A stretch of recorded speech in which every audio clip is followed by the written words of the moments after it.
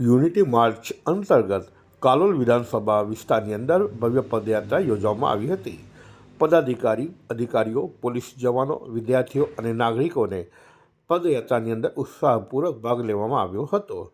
દેશની એકતા અને અખંડિતતાના શિલ્પી ગણાતા લોખંડી પુરુષ સરદાર વલ્લભભાઈ પટેલની 150મી જન્મ જયંતિ નિમિત્તે સરદાર 150 યુનિટી માર્ચ અંતર્ગત કાલોલ વિધાનસભાની પદયાત્રા લોકસભા સાંસદ અને ધારાસભ્યની વિશેષ ઉપસ્થિતિમાં યોજવામાં આવી હતી.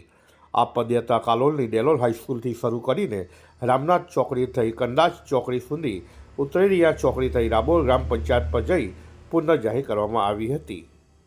સરદાર પટેલે બ્રિટિશ શાસનની ખોટી મહેસૂલ નીતિ સામે બારડોલી સત્યાગ્રહ દ્વારા ખેડૂત આંદોલનમાં સફળતા મેળવી, જેનાથી ગાંધીજીએ તેમને દેશના સરદારનું બિરુદ આપવામાં આવ્યું હતું.